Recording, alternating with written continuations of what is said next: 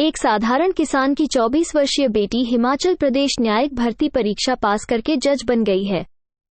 गांव और शुभचिंतकों में खुशी का माहौल बना हुआ है। हिमानी के जज बनने पर उसे शुभकामनाएं देने वालों का तांता लगा हुआ है। रोहतक जिले के गांव में होगा भव्य स्वागत। बेटी को सम्मानित करेगी गांव की पंचायत। गौरतलब है कि हिमानी देशवाल ने हिमाचल प्रदेश न्यायिक भर्ती परीक्षा में 6ठा रैंक हासिल किया है। हिमानी की कामयाबी से उसके पैतृक गांव और शुभचिंतकों में खुशी का माहौल बना हुआ है। गरेवाल और रविंदर गरेवाल, जहाँ तक तैयारी की बात है तो it was all the dream of my father. He was like that I really want to make my daughter judicial officer. तो वहीं से शुरुआत हुई। 8th क्लास में उन्होंने मुझे बताया था कि आपको जज बनना है। तो तभी इतनी समझ नहीं थी, लेकिन डिसाइड तभी हो गया था कि मुझे जज ही बनना है। तो 10th में जाकर रिस्पॉन्सिबिलिटी समझ में आई that what is the real meaning of being a judicial officer. After that, in 11th, 12th, I took commerce stream, and then I got admission in BLLB in MDU Rohtak, and I'm very proud that the city of education from Rohtak itself, I have done my graduation in law. और उसके बाद मुझे पता था कि अगर coaching लेनी है तो कोचिंग के साथ जल्दी मेरा हो जाएगा सिलेक्शन। तो that was a blessing for me कि मैंने शुरू में ही कोचिंग पापा ने दिलवाई, and it is one of the renowned and the most beautiful, I can say, the institute in India for the judicial services, Rahul's IAS in Delhi.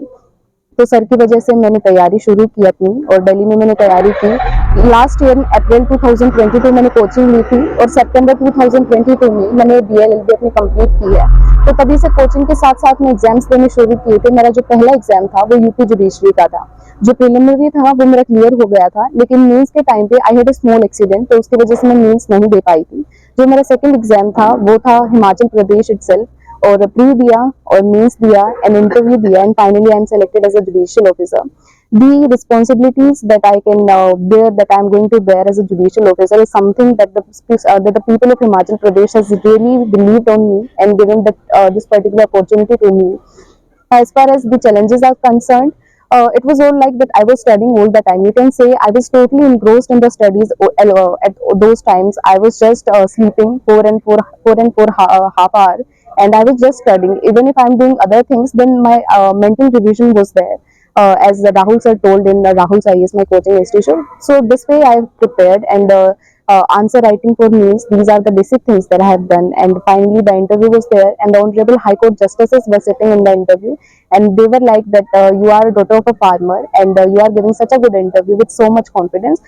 So there was a kind of compliment from them, and that boosted my energy and my motivation, and I am selected. So I am very grateful to God, to my Mata Rani, and to my parents. And I must admit I was doing my LLB here Rohtak only, and there were so many things that are involved when you are coming out of your comfort zone. And यहाँ पर ये गांव रोहतक के पास ही है, तो मैं कह सकती हूँ कि जो मेरे दूसरे माँ बाप है, और जो जिससे मैं कह सकती हूँ मेरे सगे जो दादाजी और दादी जी, वो यहीं पे हैं।